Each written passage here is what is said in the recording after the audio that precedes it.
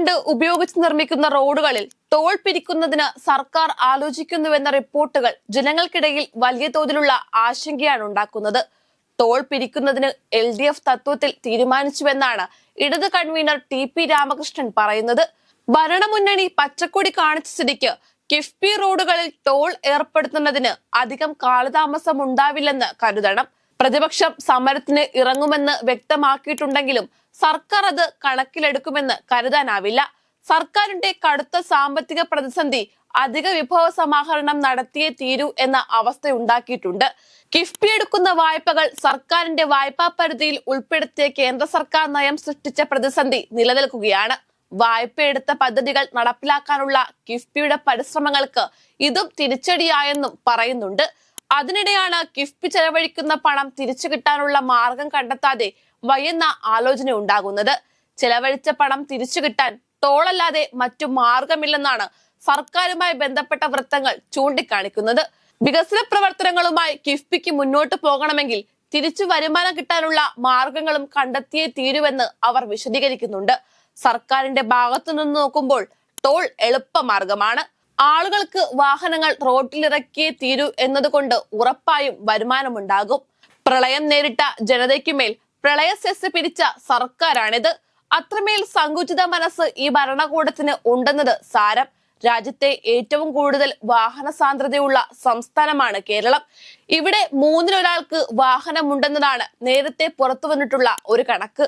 വാഹനങ്ങളുടെ എണ്ണത്തിൽ വലിയ കുതിപ്പാണ് സംസ്ഥാനത്തുണ്ടാവുന്നതും. അതുകൊണ്ട് തന്നെ വാഹന ഉടമകളിൽ നിന്നും വരുമാനം നേടാനുള്ള ശ്രമം വിജയിക്കും. എന്നാൽ ഈ എളുപ്പവിദ്യ ജനങ്ങളെ കൊള്ളയടിക്കുന്നതിന് തുല്യമാണ്. സർക്കാരിന്റെ ഭാഗത്തു നിന്നുള്ള നയം മാറ്റവുമാണ്. ടോളിനെതിരെ ഇത്രകാലവും CPM സമരത്തിലായിരുന്നുവെന്ന് KPCC അധ്യക്ഷൻ K സുധാകരൻ ചൂണ്ടിക്കാണിക്കുന്നുണ്ട്. ടോൾ രഹിത റോഡുകൾ എന്നതായിരുന്നു ഒന്നാം പിണറായി സർക്കാരിന്റെ പ്രഖ്യാപനമെന്നും സുധാകരൻ പറയുന്നു. കിഫ്ബിക്കെതിരെ കേന്ദ്ര സർക്കാർ ഉയർത്തിയ തടസ്സം മറികടക്കാനാണ് ടോൾ ഏർപ്പെടുത്തുന്നതെന്ന് മുൻ ധനമന്ത്രിയും CPM നേതാവുമായ ഡോക്ടർ തോമസ് ഐസക് പറഞ്ഞിരുന്നു. ടോൾ പിരിക്കുന്നതിലൂടെ കിഫ്ബിയുടെ വായ്പ പൊതുക്കടം അല്ലാതാകും. കേന്ദ്രത്തിന്റെ തടസ്സത്തെ മറികടക്കാൻ ഇതിലൂടെ കഴിയും. കിഫ്ബി റോഡുകളിലെ ടോൾ ദേശീയപാതയുടെ 1/4 നിരക്ക് മാത്രമേ വരുമെന്നും അദ്ദേഹം പറഞ്ഞിരുന്നു. ജനങ്ങളുടെ മേലുണ്ടാക്കുന്ന അധിക ഭാരം പരമാവധി കുറയ്ക്കുന്നതിനുള്ള മാർഗമെന്തെന്ന് ചർച്ച ചെയ്യാം. അതിന്റെ അടിസ്ഥാനത്തിൽ കിഫ്ബിയെ ഒരു റവന്യൂ മോഡലാക്കി മാറ്റണം. എന്നിട്ട് സുപ്രീം കോടതിയിൽ ശക്തമായ നിലപാട് സ്വീകരിക്കണം. ഇപ്പോൾ സ്വീകരിച്ചിരിക്കുന്ന നിലപാടിൽ പിടിച്ചു നിൽക്കാൻ കേന്ദ്ര സർക്കാരിന് കഴിയില്ല. ശക്തമായ ജനകീയ പ്രക്ഷോഭവും വേണ്ടിവരും.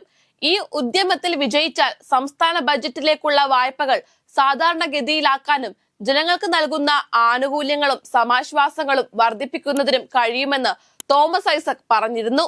എന്തായാലും കിഫ്ബി നടപ്പിലാക്കുന്ന പദ്ധതികളിൽ യൂസർ ഫീ, ടോൾ എന്നിവ പിരിക്കില്ലെന്ന് ഒന്നാം പിണറായി സർക്കാരിന്റെ കാലത്ത് ഇതേ തോമസ് ഐസക് വ്യക്തമാക്കിയിരുന്നതാണ്.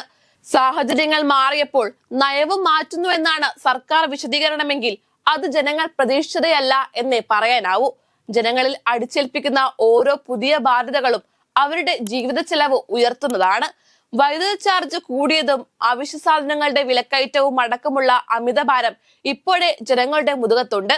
അതിന് പിന്നാലെയാണ് വീണ്ടും പുതിയ ചെലവുകൾ ഈ ജനതയ്ക്ക് മേൽ കനത്ത പ്രഹരമായി അടിച്ചേൽപ്പിക്കുന്നത്. ഈ പാപമെല്ലാം സർക്കാർ എവിടെ കൊണ്ടുപോയി തീർക്കുവാനാണ്?